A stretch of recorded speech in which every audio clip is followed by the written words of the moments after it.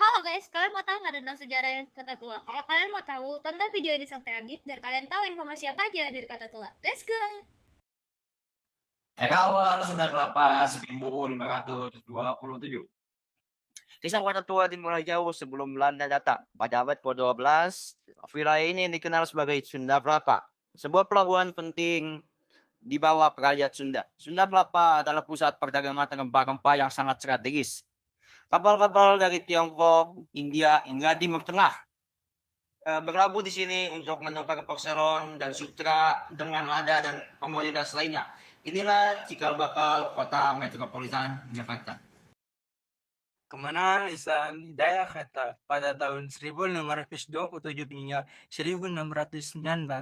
Perebutan kekuasaan mulai terjadi ketika bangsa Eropa kolonial Portugis yang coba membangun benteng di Sunda Kelapa pada tanggal 22 Juli 1527. Pasukan Kesultanan Demak dan Cirebon yang dipimpin oleh Fathahillah berhasil merebut pelabuhan ini dibuat dari Portugis. Sebagai simbol kemenangan namanya diubah menjadi Jayakarta yang berarti kemenangan yang gemilang. Taman ini kini diperingati sebagai hari ulang tahun kota Jakarta. Jakarta tetap menjadi kota pelabuhan yang ramai, menarik perhatian perdagangan dari Inggris, dan yang paling dominan ada menutupi kongsi dagangan mereka FOC. Puncak kejayaan kolonial Batavia pada abad ke-18 tahun 1619. Gubernur Jenderal VOC James Peterson mengacurkan Jakarta dan mendirikan kota baru di atas reruntuhannya. Kota ini dinamai Batavia, diambil dari nama leluhur bangsa Belanda.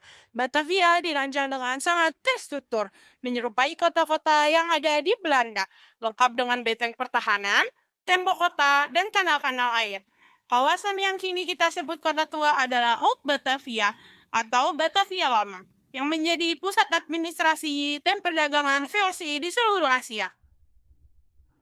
Pada masanya, Batavia dijuluki Ratu dari Timur atau Permata Asia karena kemegahan arsitektur kolonialnya dan posisinya sebagai perdagangan internasional. Bangunan-bangunan seperti Balai Kota yang sekarang disebut Museum Fathahillah, Toko Merah, dan Jembatan Kota Intan ini adalah saksi bisu era keemasan ini.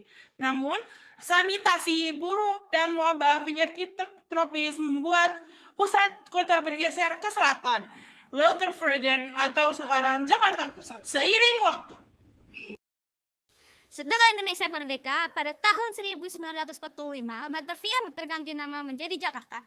Sayangnya, kawasan Batavia Lama masih terguna lain. Namun, pada tahun 1473, Gubernur Ali Sadikin mengeluarkan edit yang menetapkan Malioboro sebagai situs warisan budaya. Upaya pelestarian gerakan saat itu terus dilakukan. Kini kawasan kota Lama dikenal sebagai pusat wisata bersejarah yang menjanjikan kekayaan kreatif tidak daerah.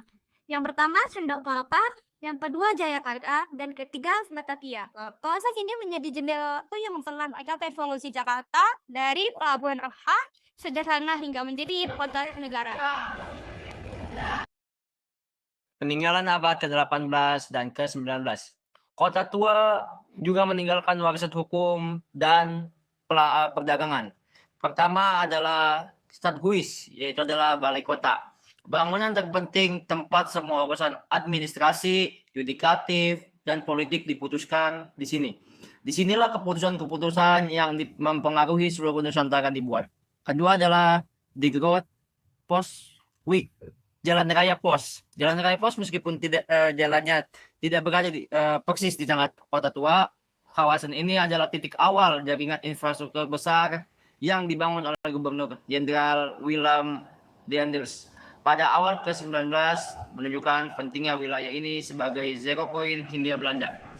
Di telah sekedar Batavia, paket sosial pada era Batavia fokus pembangunannya sangat ketat. Terdapat beberapa hal unik. Penerapan grid system. Jangan diatur seluruh sistem grid. Jangan seluruh kota dikelilingi tembok tebal untuk pertahanan.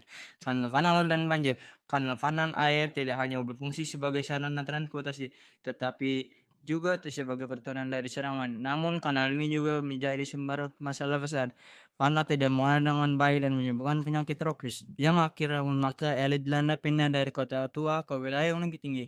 Sekarang Jakarta Pusat.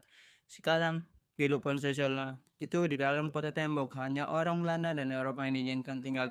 Komunitas non-Eropa seperti Tionghoa, Jawa, dan Arab tinggal di luar tembok kota seperti pimpinan di teknologi yang berdekatan. Sekarang kalian udah tahu kan sejarah yang ada di kota tua. Semoga nggak penasaran lagi. Bye-bye. Terima kasih.